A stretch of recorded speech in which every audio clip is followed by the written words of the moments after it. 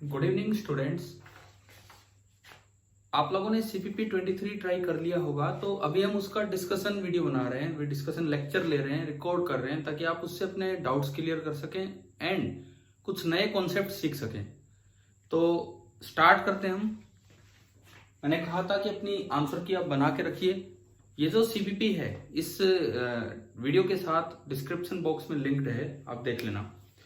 Question number 1, जो पहला सवाल है, time taken by the sunlight to pass through 4 millimetre thick glass slab. किसी बच्चे ने अगर अटेम्प्ट नहीं किया है तो बार ये वीडियो स्टार्ट करे, पहला सवाल आए पॉज कीजिए, पहला सवाल देखिए और आप ट्राई कीजिए, फिर वीडियो को आगे बढ़ाएं। इस तरह से आप ये 500 सवाल डिस्कस कर सकते हैं।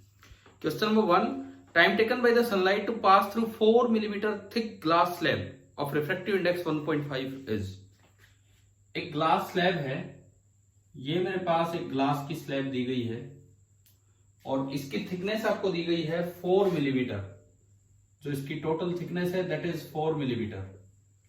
तो इतनी थिक ग्लास स्लैब को लाइट पास करना चाह रही है और ये बोला गया है कि जो रिफ्रैक्टिव इंडेक्स है स्लैब का दैट इज 1.5, n इज 1.5। मान लीजिए लाइट की स्पीड यहां है v, तो इसका जो रिफ्रैक्टिव इंडेक्स होगा that will B c by v। So c by v is 1.5. It means 3 into 10 is power 8 meter per second upon v is equal to 3 by 2. 3 cancel out and we get v is equal to 2 into 10 is power 8 meter per second. तो हमने एक चीज पता लगा ली कि इस slab के अंदर लाइट कितनी स्पीड से चलेगी, ये हमने यहां पता लगाया। तो स्लैब के अंदर लाइट की स्पीड आ रही है 2 into 10 power 8 metre per second. तो इन्होंने कहा कि टाइम आप पता लगाएं कि कितना होगा। तो एक कांस्टेंट स्पीड से चलती है और डिस्टेंस ये है, तो जो टाइम टेकन होगा that will be distance covered 4 millimetre means 4 into 10 to power minus 3 metre upon speed of light in that medium 2 into 10 is power 8 metre per second. Metre cancel, ये ऊपर जाएगा ये कटेगा, तो जो टाइम आया बाहर निकलने में यहां से यहां तक लाइट को जाने में वो आ रहा है 2 into 10 is power minus 11 second. और आपके इन 4 ऑप्शंस में से ये आपका पहला ऑप्शन है। तो क्वेश्चन नंबर फर्स्ट का आंसर आ गया है ए। इन 5 सवालों में से पहले सवाल का आपका आंसर आ चुका है ए। चलिए दूसरा सवाल हम देखते हैं। Question number second, a ray of light, अब ढंग से पढ़िए इसे क्या है। A ray of light incident on a slab of transparent material is partly reflected from the surface and partly refracted into the slab.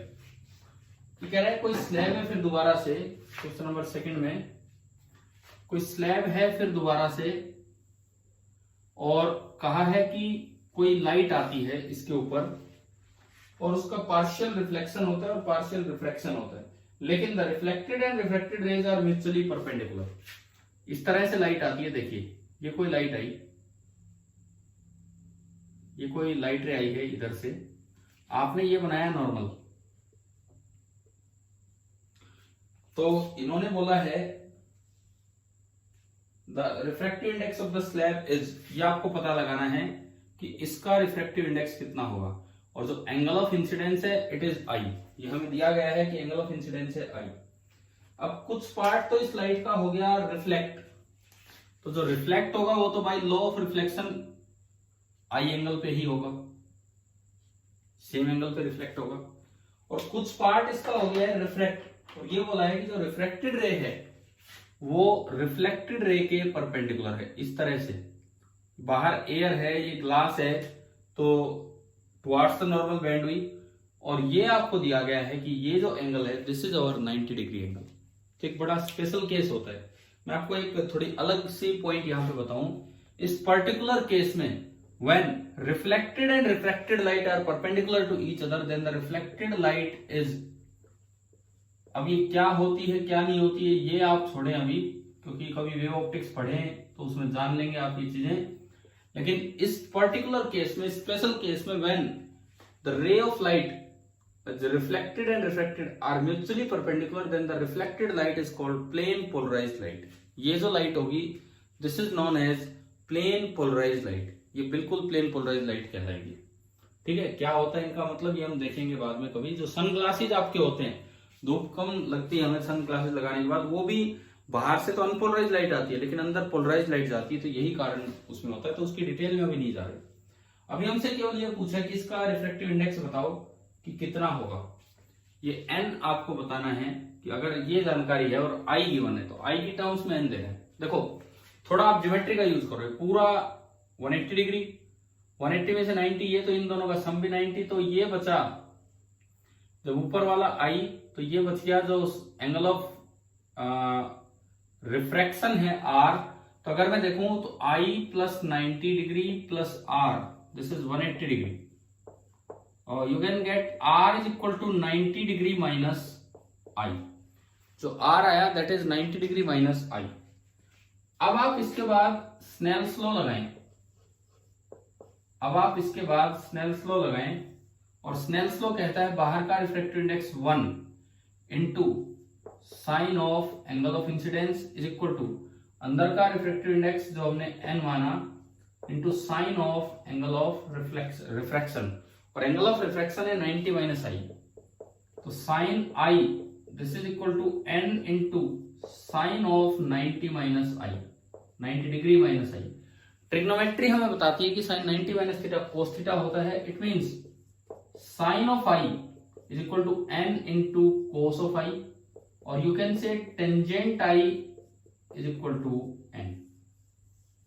यही आपको निकालना था कि रिफ्रैक्टिव इंडेक्स क्या होगा।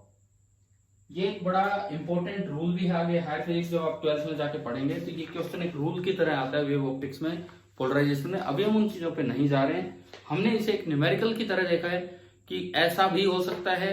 एक अलग पॉइंट आप ये याद रख लेना, इस समय जो रिफ्लेक्टेड लाइट होती है that is plane polarize light. ये आपका हुआ क्वेश्चन नंबर 2। क्वेश्चन नंबर 3 हमने क्यों दिया था आपको, क्योंकि पिछले लेक्चर में हम एक चीज डिस्कस कर चुके थे कि प्लेन सरफेस पे जब रिफ्रैक्शन होता है तो ऐसा हो सकता है कि ऑब्जेक्ट दूसरी साइड और ni पहली साइड हो, ऑब्जेक्ट दूसरी साइड और ni पहली साइड हो। तो देखते हैं क्या है question number 3। Answer the following question regarding refraction at a plane surface. एक प्लेन सरफेस पे रिफ्रैक्शन हो रहा है, तो इसके रिगार्ड में आपको ये आंसर देना है। क्या? In the given figure raise incident on an interface, ये कोई एक इंटरफेस है, rays incident on an interface would converge 10 centimeter below the interface if they continue to move in straight lines without bending। कह रहा है कि भाई अगर ये कहीं से कोई रेज आ रही थी, अगर ये इंटरफेस ना होता और ये बिना बेंड हुए अगर चलती रहती, बिना बेंड हुए अगर ये चलती रहती, तो ये जहां जाके मिलती वो पॉइंट 10 सेंटीमीटर है, वो पॉइंट सरफेस से इंटरफेस से 10 सेंटीमीटर नीचे है। उसके बाद but due to refraction the rays will bend and meet somewhere else. अच्छा आप देखते हैं, ये आपको n की वैल्यूज दी हैं, आपकी n की वैल्यूज आपको दी गई हैं इस सवाल में। यहां है n बराबर 1 और यहां है n बराबर 5/2। इट मींस ये डेंसर मीडियम है, और ये जो है this is our rarer medium. तो रेयरर से डेंसर जब आएगी तो देखो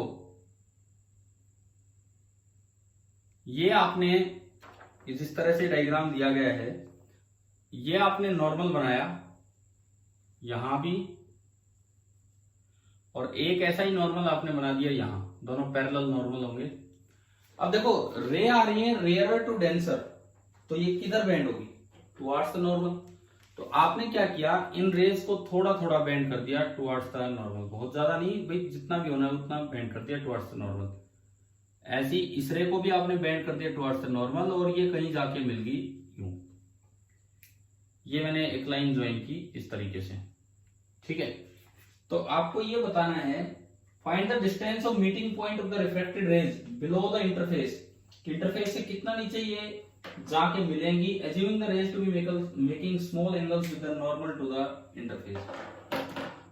ये जो आखिरी लाइन ये लिखता है क्वेश्चन में, assuming the rays to be making small angles with the normal to the interface, इसका मतलब ये है कि जो रेज आ रही है उन्होंने नॉर्मल के साथ छोटा एंगल बना रखा है, तो जो आई है वो कम है। आई अगर कम होता है तो इसको हम बोलते हैं नियर नॉर्मल इंसिडेंस। आई अगर कम है तो इसको हम बोला करते हैं नियर नॉर्मल इंसिडेंस। और नियर नॉर्मल इंसिडेंस में आपको याद होना चाहिए फॉर्मूला था D dash is equal to D upon N relative, where N relative is N I upon N R. तो ये जो हाइट है नीचे कहां ये रेज जाके मिलेंगी, this is D dash, this is D dash. अब देखो ऊपर से रेज इंसिडेंट हुई है इंटरफेस पे तो ऊपर वाला एन आई होगा, नीचे रेज रिफ्रैक्ट होके गई है तो नीचे वाला एन आर होगा। पहली बात तो ये क्लियर हो। तो जो एन आई है, N I this is 1 and N R this is 5/2। तो अगर आप यहां से एन रिलेटिव निकालें तो N relative is equal to N I upon N R, तो 1/5/2, सो इट इज 2/5। अब डी, डी होता है ऑब्जेक्ट की पोजीशन क्या है। देखो जी रेज उधर से आ रही हो, इंसिडेंट रे ये हैं और रिफ्रैक्टेड रे ये हैं। इंसिडेंट रे जहां मिलती हैं वो आपका होता है ऑब्जेक्ट, तो ऑब्जेक्ट यहां है तो उसकी सेपरेशन दिस इज डी, और रिफ्रैक्टेड रे जहां मिलेगी वो इमेज होगी तो उसकी सेपरेशन डी डैश। तो डी आपका 10 सेंटीमीटर है। आपने फाइनली ये वाला फॉर्मूला लगाया, डी डैश जो हमें चाहिए is equal to D 10 centimetre upon N relative 2/5। तो ये आपका आया 25 सेंटीमीटर। और ऐसा जो आपका ऑप्शन था 25 सेंटीमीटर, डी ऑप्शन। तो पहले 3 सवालों के मैं अगर आपको आंसर दूं, फर्स्ट का आंसर हमारा आया था ए, सेकंड का भी आंसर हमारा आया था ए, और थर्ड का आंसर हमारा आया है डी। तो पहले 3 सवालों के ये आंसर आ गए हैं ए एंड डी। ये बात ध्यान रखना, ये फॉर्मूला तभी वैलिड है only for near normal incidence. और ऐसी इंफॉर्मेशन क्वेश्चन में दी हुई है इस लाइन में कि assuming the rays to be making small angle with the normal to the interface, इस लाइन में इन्होंने जानकारी दी है। ये आपका हुआ सवाल नंबर 3। चलिए अगले पे बढ़ते हैं, क्वेश्चन नंबर 4। क्वेश्चन नंबर 4 में लिखता है find the apparent depth of the object seen by the observer A in the figure shown.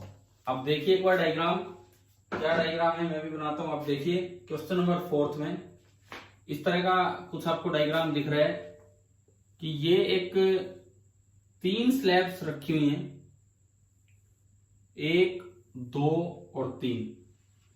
इसका रिफ्रैक्टिव इंडेक्स है 2, इसका रिफ्रैक्टिव इंडेक्स है 2.5 एंड इसका रिफ्रैक्टिव इंडेक्स है 1.5। ऑब्जर्वर ए ऊपर है, ए ऊपर लिखा हुआ है, ऑब्जेक्ट इस लाइन पे दिया हुआ है, ये आपका ऑब्जेक्ट है।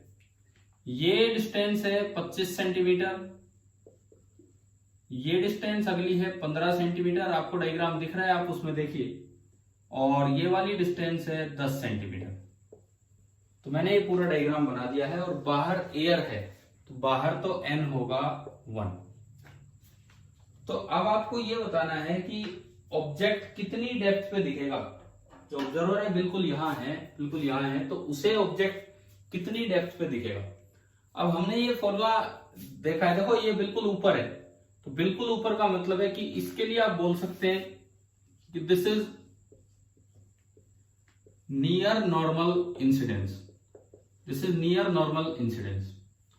अब देखो एक चीज सुनो, सबसे पहली बात हमने ये प्रूव किया था कि अगर एक स्लैब आती है, यहां ऑब्जेक्ट है, इसकी थिकनेस है d, तो जो रे यहां से निकल के जाके यूं मुड़ेंगी तो ये थोड़ा सा ऊपर दिख जाता है। डी एक सीधी रे ले लो और एक इस तरह से, तो ये थोड़ा ऊपर दिखता है, हम इसको बोलते थे डी डैश। सपोज ये एन आई और ये बाहर 1 या एन आर, तो हमारा फॉर्मूला आता था D dash is equal to D upon, अगर मान लो बाहर एयर है तो एन रिलेटिव हो गया एन आई बाई 1, इसको मैंने n1 माना तो ये हो जाएगा d अपॉन n1। तो जो अपेरेंट डेप्थ है that will B d upon n1। लेकिन यहां क्या कर दिया, एक के ऊपर एक स्लैब, एक के ऊपर एक स्लैब। तो सबसे पहली बात तो मैं फॉर्मूले को एक्सटेंड करता हूं, जनरलाइज करता हूं कि इन जनरल जो यहां से ए को जो डेप्थ दिखेगी ओ की, इन जनरल अगर 2-3 स्लैब्स हैं तो apparent depth will be equal to, मान लीजिए सपोज ये डिस्टेंस है मैं कहता हूं ये डिस्टेंस है D1, इसको छोड़ो, नीचे वाला तो किसी काम का ही नहीं है, और ये डिस्टेंस है D2 और बाहर एयर है, इसको मैंने बोला N1 और इसको मैंने बोला N2, ये तो हमारे किसी काम का ही नहीं है नीचे वाला, एक N1 है और एक N2 है। अगर एक ही स्लैब होती तो D डैश होता D/N। अभी जो अपेरेंट डेप्थ होगा D डैश और यू कैन से D डबल डैश, दो के बाद वो आ रहा है, दो स्लैब्स के बाद, तो D डबल डैश का फॉर्मूला होगा, एक होता तो D/N होता, अभी होगा D1/N1 प्लस D2/N2। सबसे पहले तो आप फॉर्मूला समझिए क्या है।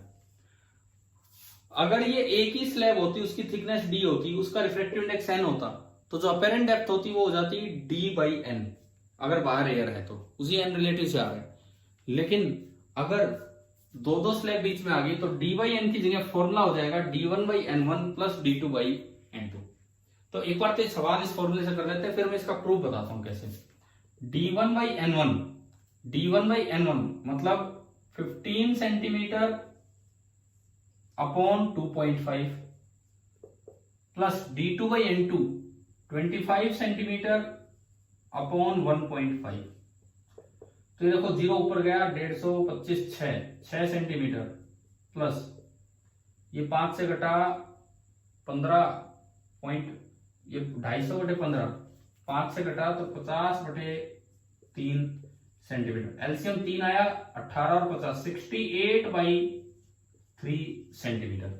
ऐसा आपका कौन सा ऑप्शन है 68/3 centimetre? This is option number C, option number C. तो पहले 4 सवाल के आंसर आ चुके हैं, A, D and C, A, D last option and C, ये 4 ऑप्शंस आपके आ चुके हैं, 4 आंसर्स। अब ये आया कहां से फॉर्मूला, एक बार ये देखते हैं, क्योंकि कई बार बच्चों को कंफ्यूजन होता है कि ऐसे कैसे जनरलाइज कर दिया, क्योंकि D/N कब लगता है, D/N तब लगता है जब बाहर एयर हो, D/N तब लगता है जब बाहर एयर हो, तो इसके बाहर थोड़ी एयर है, ये भी तो दिमाग में आ जाता है। भाई D डैश होता है D/N relative, D dash is D/N relative, where N relative is Ni/NR, और अगर बाहर एयर है तो NR 1 हो गया, तो D डैश बराबर D/Ni आ जाएगा, जो हम N मान रहे हैं। लेकिन इसके बाहर तो एयर नहीं है, फिर ये फॉर्मूला कैसे जनरलाइज हुआ? तो हम ये क्वेश्चन तो मैंने आपको बता दिया, फॉर्मूला आप समझ गए। अगर ये यहां होता ऑब्जेक्ट तो साथ में D3/N3 और हो जाता। शिफ्ट पूछे तो जितना टोटल डेप्थ है उसमें से अपेरेंट डेप्थ जो है वो निकाल दो, घटा दो, शिफ्ट आ जाएगा। लेकिन अब हम इस चीज को प्रूव करते हैं कि कैसे आपने इस फॉर्मूले को बिना बाहर एयर होते हुए भी जनरलाइज कर दिया। वो तो सबसे बाहर ही तो है एयर, सबसे बाहर ही तो एयर है, ऐसे थोड़ी है। देखिए सपोज कीजिए 2 स्लैब्स हैं, 2 हो 3 हो कितनी भी हो, आप इसको जनरलाइज कर सकते हैं। तरीका देखो कैसे। सपोज यहां ऑब्जेक्ट है, ये वाली लेंथ है D1 और ये वाली लेंथ है D2, इसका रिफ्रैक्टिव इंडेक्स N1 और इसका रिफ्रैक्टिव इंडेक्स है N2। हम नियर नॉर्मल इंसिडेंस की बात कर रहे हैं, तो एक रे तो बिल्कुल सीधे लेंगे जो अनडेविएटेड जानी ही जानी है, अनडेविएटेड यहां भी और यहां भी, और ये तो ऐसे निकल गई। दूसरी रे आप थोड़े से एंगल पे लेंगे, किसी स्मॉल एंगल पे, ताकि आप वो D डैश बराबर D/N रिलेटिव लगा सकें। पहली बार जब वो रे चली, सपोज एक छोटे से एंगल पे गई, मैं ये मान के चलूं लेट ये डेंसर मीडियम है,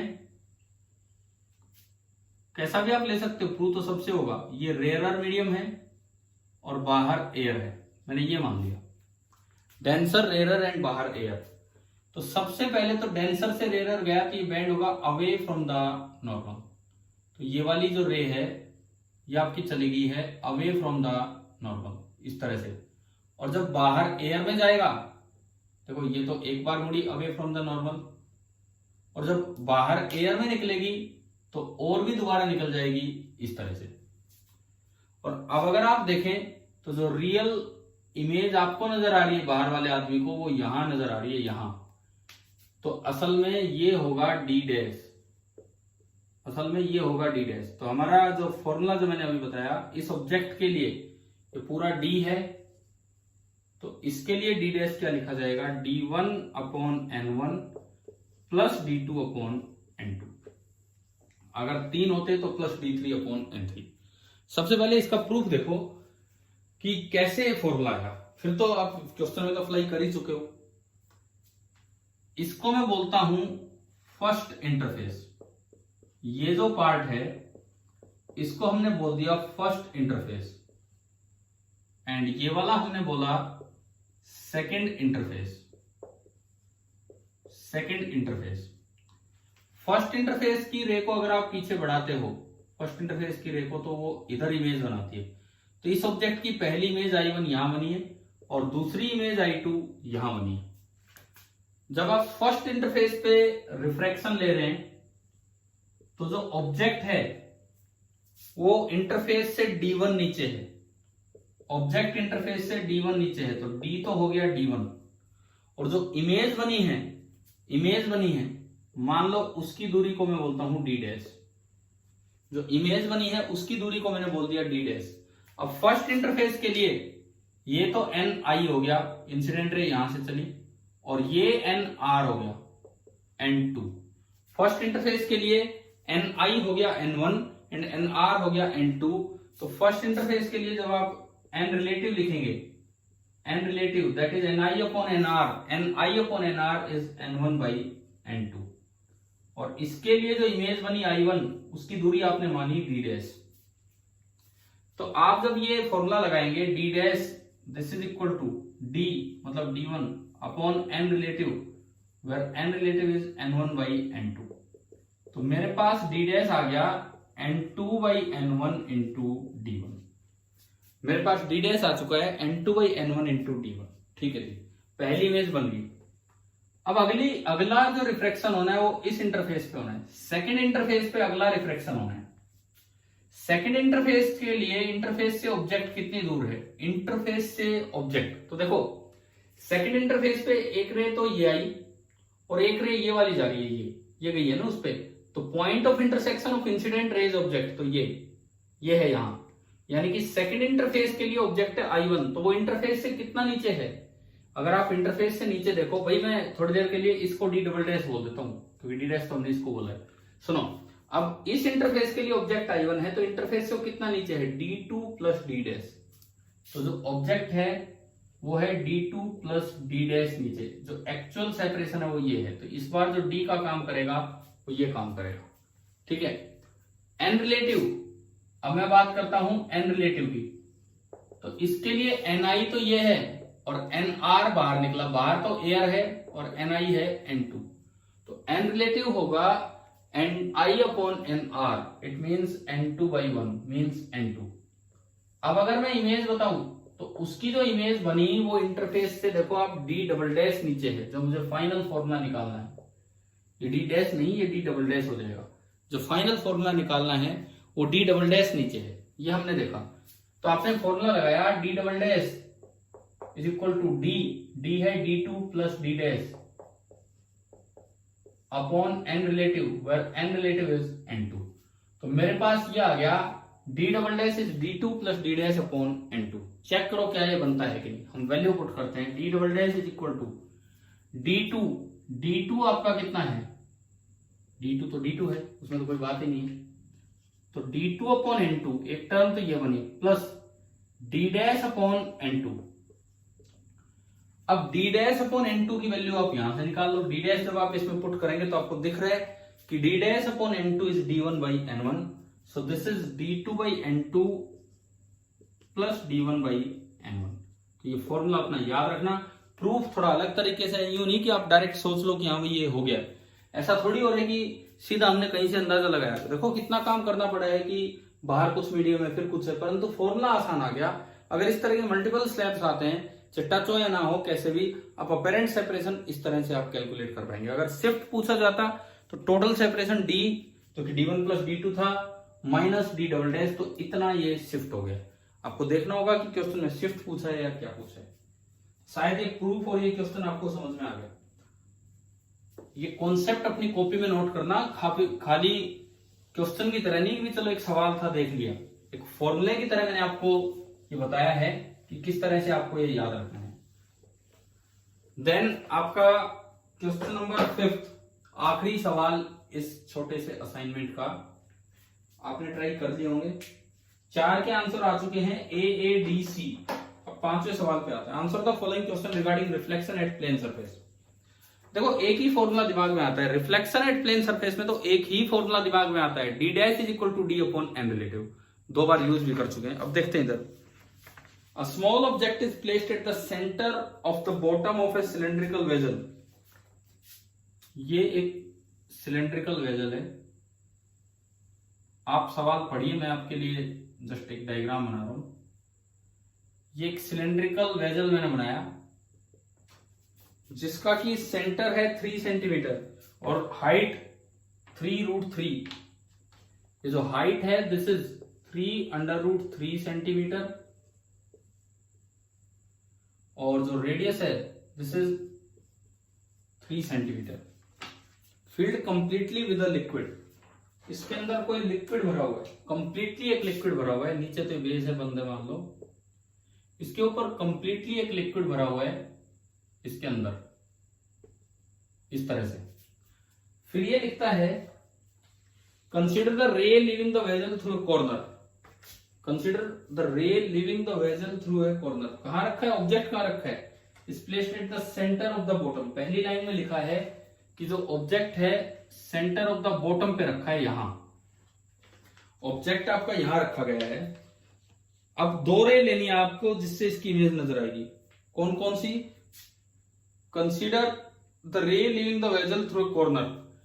एक रे तो लीजिए जो बिल्कुल इसके कॉर्नर से निकली हो, बिल्कुल इसके कॉर्नर से मतलब यहां।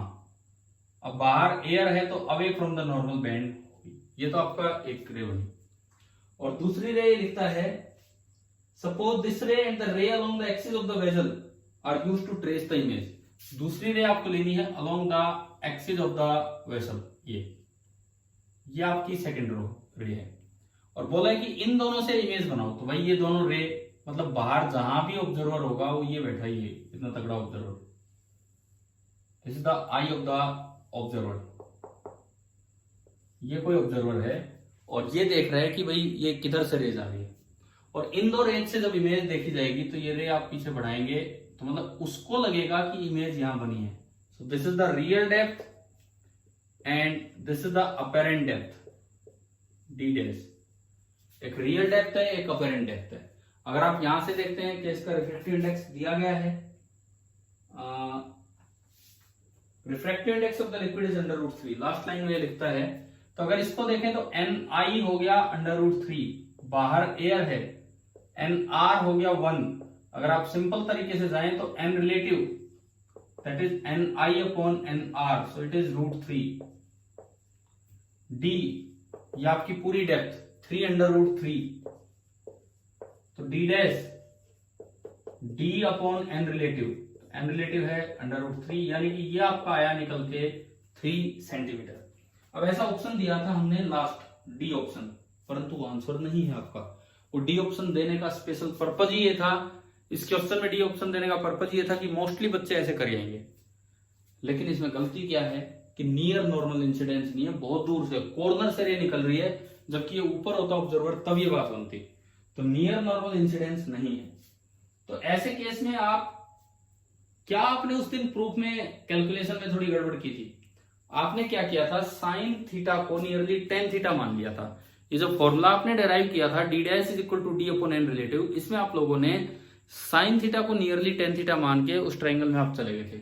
अभी बस उसी चीज से बचना है, उसी चीज से बचना है और सही तरीके से जाना है अप्रोक्सीमेशन से। ये नॉर्मल है यहाँ, ये एंगल ऑफ इंसिडेंस इस रे के लिए और ये एंगल ऑफ रिफ्रैक्शन यहाँ। एंगल ऑफ इंसिडेंस निकालो ज्योमेट्री से, एंगल ऑफ इंसिडेंस आप निकालो ज्योमेट्री से। कैसे भाई, ये 3 सेंटीमीटर और ये 3√3, ये 3√3, ये 3। तो अगर आप इस ट्रायंगल में टेंजेंट आई निकालते हैं तो परपेंडिकुलर यानी कि रेडियस 3 अपॉन हाइट बेस ये है 3√3, तो ये आ गया 1/√3। तो अगर ये 1/√3 आया तो मुझे आई पता लग गया कि आई आपका है 30 डिग्री, मतलब ये 30 डिग्री। क्लियर। आपने यहां से क्या किया, ज्योमेट्रिकली आई निकाल लिया और वो जो आई निकल के आया it is coming out to be 30 degree. अब स्नेल्स लॉ से आर निकाल लो, स्नेल्स लॉ से आप लोग आर निकाल लो। लगाया आपने स्नेल्स लॉ, अंदर √3 है रिफ्रैक्टिव इंडेक्स इंटू, अब 10 नहीं अब साइन, उसमें वो जो फॉर्मूला है D dash is equal to D upon N relative, उसमें आप करते क्या हैं, उसमें आप क्या करते हैं कि स्टैन को साइन मान के और स्नेल्स लॉ में पुट कर देते हैं ना। वो तब है जब एंगल छोटा हो, यहाँ एंगल बड़ा है, लार्ज एंगल है, इसका मतलब sine i is not equal to tan i. आप ये नहीं लिख सकते हैं, तो अलग से आपको साइन 30 डिग्री की वैल्यू लेनी पड़ेगी। स्नेल्स लॉ आपने लगाया, अंडर रूट 3 इंटू साइन 30 बराबर 1 इंटू साइन आर। साइन 30 होता है 1/2, तो root 3/2 is equal to sine r, और you can say r is coming out to be 60 degree. जो आपका आर आया, एंगल आर, वो आ गया 60 डिग्री। अब देखते हैं कि क्या पूछा इन्होंने। इन्होंने पूछा है कि find the apparent depth of the image, कि वो कितनी नीचे आपको इमेज दिखेगी, ये आपको पता लगाना है। तो अब देखिए ये आर आ गया, तो ये भी आर आ गया आपके पास, ये भी 60 डिग्री हो गया, कोरस्पॉन्डिंग एंगल इन दो पैरेलल लाइंस की। अब इस छोटी ट्रायंगल में आप आओ, ये आपका रेडियस है, रेडियस है 3 सेंटीमीटर, ये डी डैश है जो आपको निकालना है, और इस छोटी ट्रायंगल में आप लास्ट में लगा दीजिए क्या, ये और ये tan 60 डिग्री। इस छोटी सी ट्रायंगल में आप लास्ट में लगाएंगे टेंजेंट ऑफ 60 डिग्री। मैं इस आंख की जगह पे लिखता हूं, tangent of 60 degree is equal to 3 centimetre upon d dash. Tangent of 60 degree is equal to 3 centimetre upon d dash. अब tan 60 डिग्री होता कितना है, tan 60 अंडर रूट 3, तो यहां से अगर आप देखोगे तो ये रूट 3 हो गया, और रूट 3 उसके नीचे जाएगा, तो डी डैश हो गया 3 सेंटीमीटर अपॉन अंडर रूट 3, यानी कि d dash is coming out to be under root 3 centimetre. तो एक अच्छा सवाल है आपके लिए, जो आपको ये बताता है कि ये फॉर्मूला रटना नहीं है, D dash is equal to D upon N relative, वो केवल तभी लगाना है जब नियर नॉर्मल इंसिडेंस हो, और कहीं आपको नहीं लगाना है। तो ये जो आखिरी सवाल था, इसका आंसर बना ए। तो आपके इन 5 सवालों के आंसर ये बन गए ए। अब देखो पहला सवाल आसान था, दूसरा सवाल एक अच्छा रिजल्ट है कि रिफ्लेक्टेड और रिफ्रैक्टेड रे जब 90 डिग्री पे चलें तो उस वक्त जो स्लैब होती है उसका म्यू, उसका एन, रिफ्रैक्टिव इंडेक्स बराबर टेंजेंट आई होता है। तीसरे सवाल ने वही चीज सिखाई जो मैं आज पिछले लेक्चर में आपको बता चुका, कि ऐसा हो सकता है प्लेन रिफ्लेक्शन पे एन आई कहीं हो और ऑब्जेक्ट दूसरी साइड हो। चौथा क्वेश्चन एक नया कॉन्सेप्ट आपको देके गया कि अगर स्लैब टू स्लैब टच भी हो रही है तो डायरेक्ट फॉर्मूला बार एयर होने पे कि d dash is equal to d1/n1 plus d2/n2, इस तरह से विद प्रूफ हमने किया। और 5वां और आखिरी सवाल सबसे अच्छा सवाल, क्योंकि यहाँ बच्चा गलती कर देता है, और मैंने जो आखिरी ऑप्शन दिया था आपके लिए, आखिरी ऑप्शन जो दिया था वो 3 सेंटीमीटर जानबूझ के इसीलिए दिया था कि कोई बच्चा अगर ये वाला पार्ट करे जो कि नहीं करना है तो ये आंसर निकाल देगा, जबकि सही तरीके से आप गए। तो डिफरेंस क्या है, जब नियर नॉर्मल इंसिडेंस ना हो तो अगर एंगल बड़ा है जैसा कि इस केस में, तब साइन को tan नहीं लिख सकते, पहले tan आ गया उससे साइन निकालो और फिर आप स्नेल्स लॉ में चलिए। तो भाई आप ये 5 सवाल अटेम्प्ट करने के बाद ये वीडियो देखिए, और अगर नहीं भी किया हो अटेम्प्ट तो एक एक क्वेश्चन साथ करते चले और पॉज करते चले बीच बीच में, और फिर इसको कीजिए।